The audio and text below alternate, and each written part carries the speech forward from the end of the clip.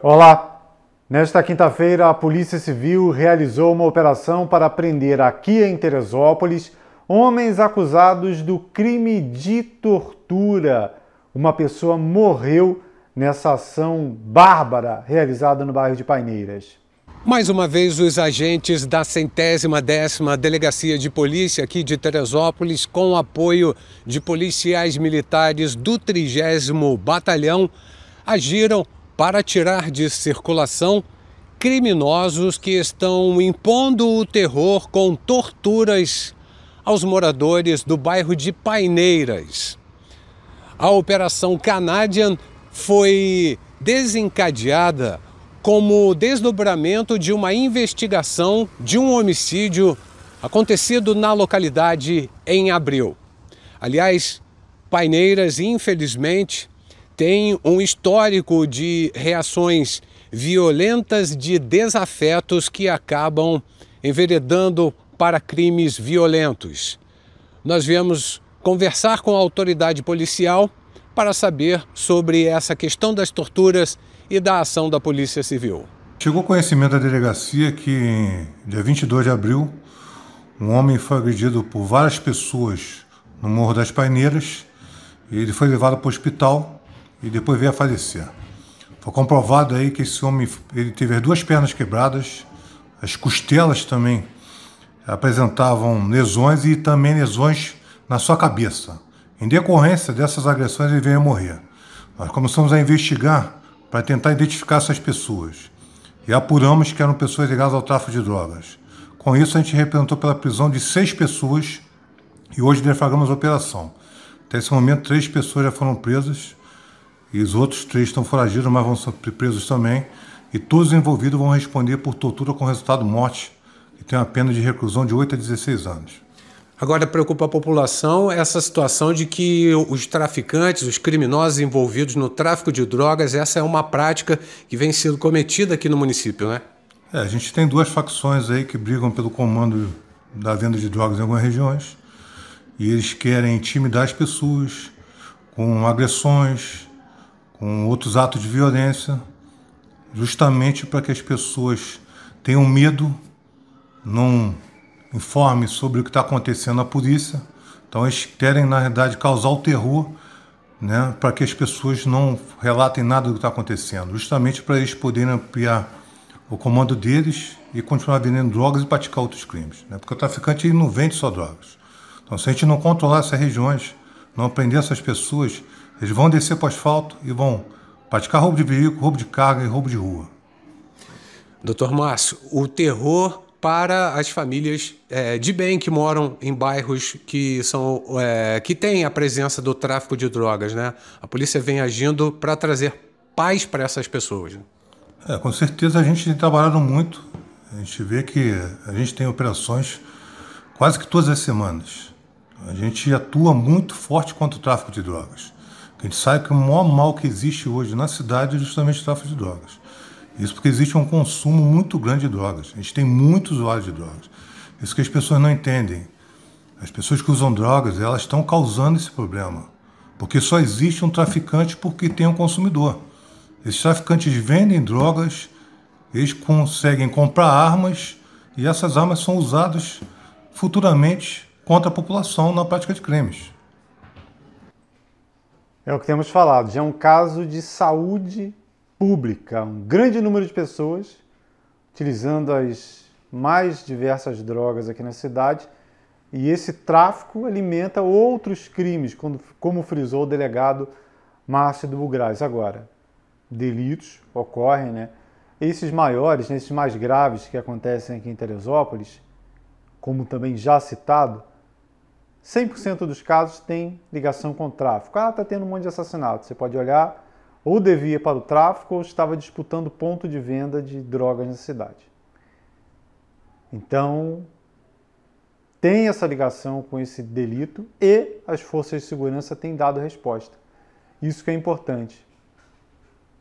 Vocês viram o caso de tortura lá em Paineiras, e já aí 6 mandados, até agora à tarde 3 já haviam sido cumpridos e em breve os outros vão para o sistema prisional. Mas apesar da cidade contar com forças de segurança muito atuantes, Polícia Militar, Polícia Civil, Ministério Público, apoio da Guarda Municipal, a sua participação é fundamental, né? Não tem como a polícia estar em todos os locais aí ao mesmo tempo. Então, percebeu um ato ilícito, vendendo droga, denuncie, não tem como saber que foi você. Percebeu aí uma sementinha do mal aí na servidão da sua casa, vendendo droga, denuncie, passe 190 2742 7755, funciona como WhatsApp também, tem um sistema aí de criptografia que protege a identidade do denunciante. Vá lá, passe as informações que a polícia vai ao local e tem que tirar esse tipo de gente de circulação. E assim vamos continuar tendo um local, apesar dessas situações aí pontuais, a cidade é muito maravilhosa ainda, é muito boa. E a gente precisa participar para que continue dessa maneira. Agora uma dica, né? É uma notícia, uma informação, mas também uma dica sobre casos de estelionato, de golpe, né? A internet veio para facilitar, para agilizar. Hoje a gente pega o celular, pode pesquisar qualquer coisa aí no telefone, mas se facilitou para o bem, facilitou para o mal também. Então o número de casos de estelionato tem crescido com frequência na cidade. Não só na cidade, né? Brasil afora, mas trazendo aqui para o nosso quintal, só esse ano, até o mês passado, 525 comunicações de estelionato em Teresópolis. E teve um registrado agora, na terça-feira, que chama atenção. Um morador aqui da cidade viu lá no Instagram uma promoção. Ganhe um capacete pagando somente o frete. E ele acreditou. Foi lá, transferiu R$106 para a conta indicada no Instagram e está esperando aí o capacete já há meses, né? Não recebeu e não vai receber, né? Quem vai sair distribuindo capacete grátis por aí? Então pediu para tomar volta, pediu para tomar golpe e realizou essa transferência e perdeu. Então fique atento, não existe almoço grátis. Tá muito fácil? Tá muito barato? Desconfie. 2 acidentes de trânsito foram registrados na rodovia BR-116 e seguidamente, né, havia ocorrido uma colisão e logo depois mais uma, né? Tá aí o registro feito pelo Paulinho Carvalho ali entre Fonte Santa e Quinta Lebrão. Uma colisão, um carro bateu na traseira do outro, as pessoas ficaram feridas, foi acionada aí a Correio Minas, né, que é a concessionária, prestou atendimento médico aí para levar as pessoas aí em situação mais grave para o hospital. E logo depois, né, tinha essa colisão aí, carro com carro, e quase que simultaneamente, tanto que o Paulinho até continua a mesma gravação, mais um acidente envolvendo carro, moto, bicicleta, nesse trânsito confuso, né? Tem que ficar atento, né? Às vezes muita gente, né, vai dar aquela diminuída para olhar o acidente, não foi esse o caso, né? Mas às vezes ocorre também, né? E acaba se envolvendo numa situação que pode até se tornar grave. Uma notícia aqui da Baixada Fluminense, mas que interessa ao teresopolitano, né, e moradores de várias outras cidades, porque os produtos encontrados nesse local estavam sendo distribuídos aí pelo Estado, né? Voltando à questão da internet, hoje se vende de tudo para qualquer lugar. Uma fábrica clandestina de cosméticos, né? Atenção mulherada, que principalmente a mulherada consome esse tipo de produto. Foi uma ação aí da Delegacia de Repressão a Crimes contra a Propriedade Imaterial que localizou e interditou 2 fábricas clandestinas de cosméticos falsificados, né? Você achou que estava usando aquele produto de alta qualidade e no final das contas era só um creminho falsificado, né? 20 toneladas de material pirata foram encontrados nesses estabelecimentos e apreendidos. Segundo a Polícia Civil, a operação desfez 2 linhas de produção em pleno funcionamento que fabricavam e vendiam produtos falsificados de marcas renomadas de todo o país. Os agentes ainda apreenderam um caminhão carregado com os produtos falsificados que seriam revendidos através de plataformas online. Embalagens, rótulos e produtos químicos também foram recolhidos. É que eu falei lá no comecinho, sabe a história do rapaz que acreditou que ia ganhar um capacete pagando frete? Tá muito fácil, desconfie, né? Então você conhece aí um produto famosão lá, custa R$100 o potinho de creme, você viu na internet vendendo por 30? Desconfie, ou é falsificado, ou é cabrito, né? Ou é cabrito. Agora, complementando uma informação que passamos aqui ontem, né? Aquela história lá envolvendo o HCT, o Hospital das Clínicas, de denúncias, de boatos, de atos libidinosos aí envolvendo funcionários do hospital no período noturno, durante os plantões. Divulgamos aqui a nota do HCT que diz que está apurando, tomando as devidas providências, que isso não tem nada a ver com a qualidade, com o atendimento prestado na casa e que os envolvidos aí vão ser responsabilizados. E comentei também da irresponsabilidade de várias pessoas aqui da cidade que estavam compartilhando à torta e à direita supostas imagens. Olha, esse aqui participou, esse aqui envolveu, olha o vídeo lá dentro do CTI. O local não tem nem nada a ver com o hospital, inclusive. Uma dessas pessoas que apareceu nessas imagens aí está tendo a vida duramente prejudicada e esteve lá na delegacia de polícia e fez um registro de ocorrência. Registro de ocorrência pelo constrangimento que vem sofrendo. Ele informa nessa comunicação lá na delegacia que não tem nada a ver com essa história, não sabe nem por que sua foto está no meio dessa confusão e pede providências à polícia. Lembrando que hoje a polícia tem como chegar, e você começou a compartilhar, tem métodos aí para chegar em quem começou a compartilhar essa história. Publicando em Facebook, Instagram, vai distribuir no WhatsApp. Olha só uma pessoa que já procurou, né? Outras podem, inclusive, já em breve acionar a Polícia Civil pedindo providências. Vamos agora falar de quê? De Santo Antônio, né? Agora vamos aí celebrar nesta sexta-feira a festa em homenagem a um dos padroeiros do nosso município. Quem tem mais informações é a Maria Eduarda Maia. Nesta sexta-feira, dia 13 de junho, será comemorado o Dia de Santo Antônio, um dos padroeiros de Teresópolis. Muito popular no mundo inteiro, principalmente no Brasil e em Portugal, este santo é cercado por simpatias e tradições, sendo também considerado como santo casamenteiro. Viemos até aqui, na Igreja de Santo Antônio, no Alto, para saber um pouco mais sobre sua história. Santo Antônio é o santo mais popular do Brasil, né? É um santo que nasce em Portugal e depois morre na Itália. Ele morreu em 1231. Inicialmente era Fernando de Bulhões, né? Tem toda uma história. Depois ele se torna franciscano. Quando ele escuta a vida e a história de São Francisco de Assis, se torna um frade franciscano e vai se dedicar depois a toda a vida à pregação do Evangelho, pregando a doutrina cristã, pregando sobre Jesus Cristo e se tornando um grande defensor da fé. E qual que é assim a relação do teresopolitano, já que ele é um dos padroeiros da cidade, com Santo Antônio? A relação nossa era um dos primeiros nomes da cidade de Teresópolis, né? Era a freguesia de Santo Antônio do Paquequé, porque as famílias que vieram para cá, famílias católicas devotas a Santo Antônio, introduziam essa devoção a ele e assim dava o nome da freguesia que aqui existia na época. E mais tarde o nome foi dado em homenagem à Imperatriz Teresa Cristina, mas o primeiro nome era a freguesia de Santo Antônio do Paquequé. E um dos milagres de Santo Antônio, qual que você poderia contar pra gente? São muitos milagres. Talvez uma coisa que a gente poderia destacar de Santo Antônio é o milagre em relação à sua língua. Todos sabem que lá na Basílica de Santo Antônio em Pádua, na Itália, o corpo dele foi transladado quando foi construída aquela grande basílica, né? E o corpo todo dele, transladado de um lado para o outro, a ossada toda estava lá, né? Mas o mais incrível é que a língua dele estava intacta, né? Todo o corpo se decompôs, né? Mas a língua estava intacta na mandíbula, e essa língua é guardada num relicário até os nossos dias, pode ser visitada, né? E é um milagre extraordinário. E a que se atribui a esse milagre? Ao fato de Santo Antônio ter sido um grande pregador da fé. Os seus sermões eram muito maravilhosos, né? E por isso, muito maravilhosos esses sermões, e se atribui então o fato de Deus ter dado esse prodígio, né? Permitido que até os nossos dias a língua dele esteja intacta naquele relicário, demonstrando aquele que falou sobre Cristo com tanta, digamos assim, propriedade, com uma vida tão santa como foi Santo Antônio. Uma curiosidade histórica sobre a igreja de Santo Antônio é que ela conta com 2 templos de oração. Voltando um pouquinho na história, em 1934 foi construído esse aqui, o primeiro templo pela família Sloper, em um estilo nórdico.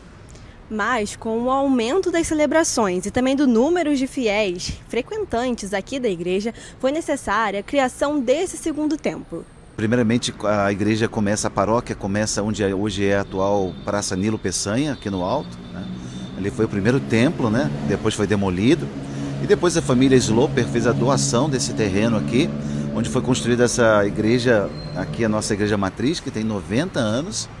E depois o Monsenhor Nivaldo, já falecido, né, constrói o templo maior que temos aqui ao lado, essa matriz auxiliar, digamos assim, onde são celebradas as missas de domingo, né, e tem 20 anos apenas, 2 décadas, mas o total dessa história são 170 anos de fé e de tradição. E para aqueles que querem celebrar o dia de Santo Antônio, que é agora no dia 13 de junho, qual que é a programação aqui da igreja? Esse dia 13 a festa vai estar aqui desde as 7 da manhã, teremos 5 missas, às 7 da manhã, às 8h30, às 11h, depois às 15 horas a missa com os enfermos e às 18 horas a última missa. Lembrando que teremos a presença do nosso bispo diocesano, Dom Joel Portela, vai celebrar às 11 da manhã e também a procissão com a imagem, né, do nosso santo padroeiro às 17 horas aqui pelas ruas do nosso bairro.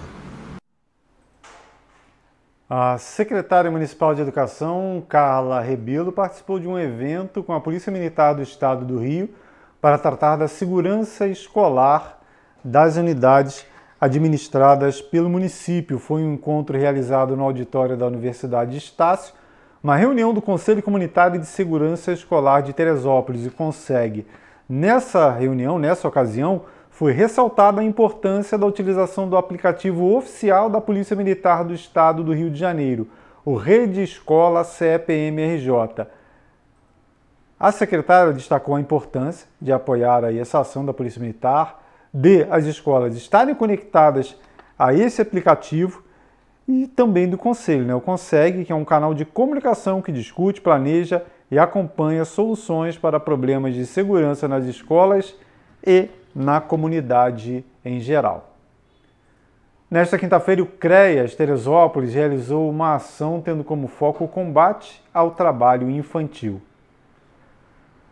Os agentes do CREA participaram de ações na região central do município, distribuindo aí panfletos e conversando com a população sobre o Dia Mundial contra o Trabalho Infantil e destacando, logicamente, os perigos dessa prática. A ação foi realizada nos principais semáforos e contou com a distribuição de folhetos informativos e brindes, como o catavento, que é o símbolo da campanha.